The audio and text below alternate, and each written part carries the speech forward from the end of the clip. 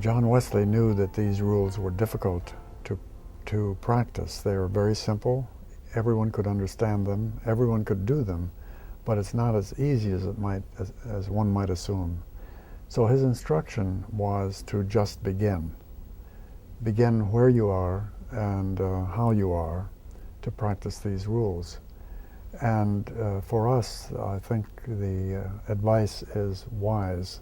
We will never be at a place where we're not too busy, where we're not too hurried, where we're not too tired, where we do not have other things to do. But we are at a place, all of us are at a place where we can determine that this is a priority for us. And so we begin practicing these simple rules for ourselves. The help we get is, first of all, from God. We, as United Methodists and as all Christians, believe in the presence and the power of the Holy Spirit to enable us to live as we are called to live as children of God. So we turn to God and we ask for help to fashion the practices that will fit us. We adapt these rules so that they will fit us. We adapt the time frame that works for us, but the principles remain the same for all of us. So we ask God, first of all, to help us. And if we have a family, we ask our family to help us. Or if we're in a congregation, we ask a congregation to help us, or a class, or a small group. Or if we're a staff, or a conference, an annual conference, could determine that this is the way they want to live together.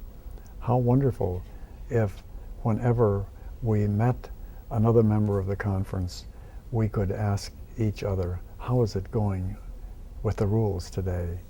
And we could help each other to grow and find different ways of help. But basically we turn to God for help, we turn to others for help, and we are not too hard on ourselves if we happen to stumble along the way. We just start over. This is a part of the healthy self-image that we sometimes forget that God has of us and we should have of ourselves. Even when we fail, we can begin again. So we begin again and practice the rules. If you are as I am, there will be many days when you will come to the end of the day and realize that you have done harm. You've spoken the word inappropriately. You've said a word that was not the most helpful at the particular place, or you may have even done an action, some simple thing like cutting off the driver who was trying to get in your lane on the way to work. This is not the way we want to live, the way we should live, but we can be forgiven, start over with a new page on which to write the story of our faithfulness tomorrow. John Wesley believed that if one lived with the scriptures, they would begin to shape our lives. I think those who have gone before us have made the same discovery. I have discovered this myself. When I first began reading the scriptures every day, the influence may have been negligible. But once you have lived with the scriptures for a year, it has made a difference.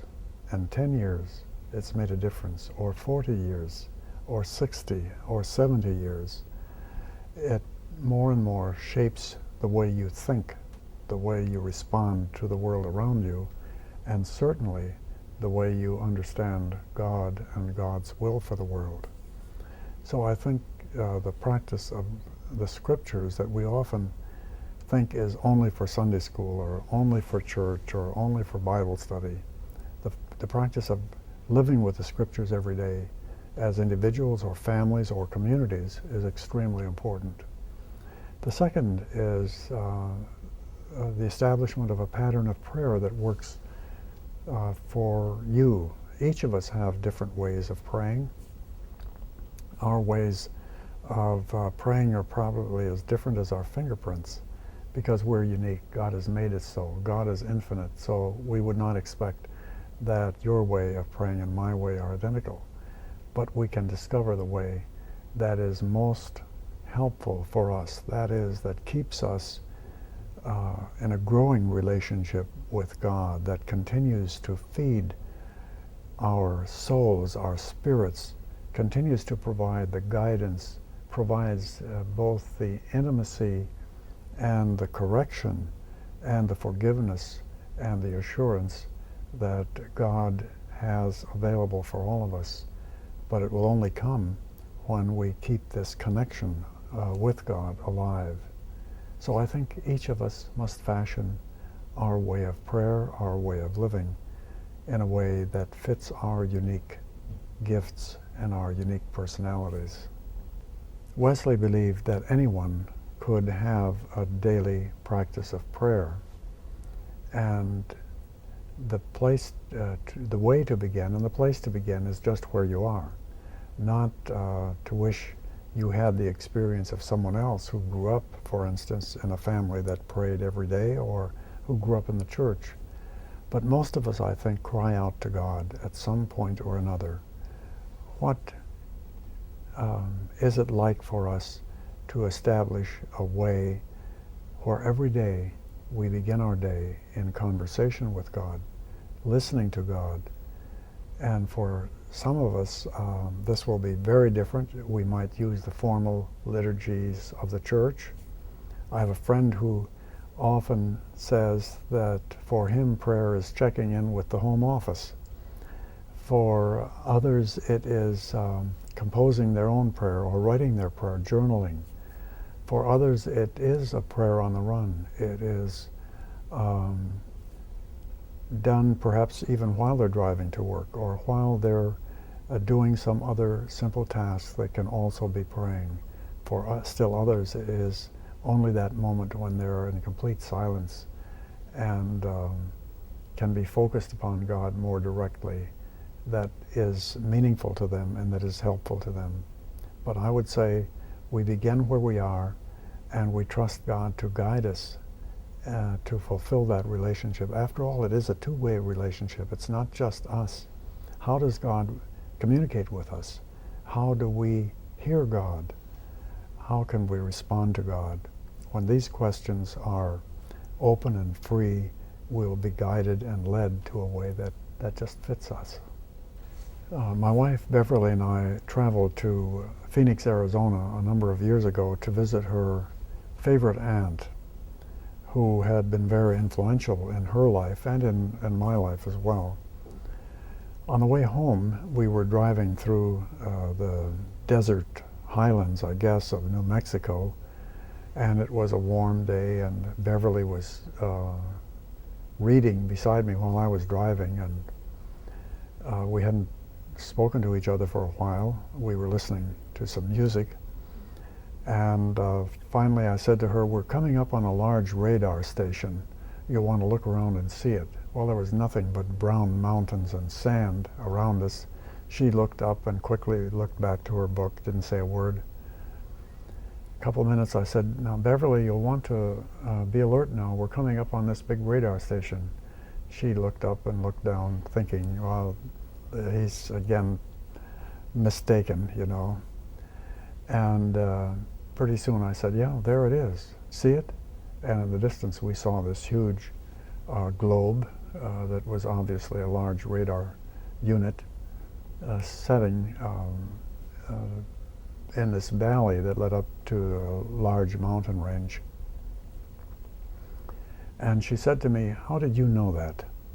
And I said, "Well, it's just a male thing. We know things like that." And she threatened to strike me, but withheld her frustration. And I said, "No, every time we come close to a radar unit, my hearing aids buzz." And they do. They do. Every unit that's strong, when it sweeps across my hearing aids, they buzz. And my image of this helps me to understand God's grace. They were meant to prevent attacks or aircraft getting into the United States. So Radar does not go below the mountains or not through them, so they established what is called gap fillers, so that there is no area that is vulnerable or left out. And what we had just come across was a gap filler. But it reminds me of God's grace that Wesley believed and I believe covers the earth, covers all creation. It sweeps over us all the time.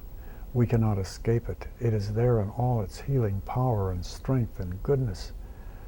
And we're often unaware of it, as we are often unaware of the sweep of the radar, but it's always there. So this grace of God sweeps across us to heal us, to call us to God's self, to nurture us, to sustain us, to guide us, to direct us, to keep us always in God's presence. I think it's a wonderful thought for us to remember that no matter where we are under God's grace. It sweeps across us all the time.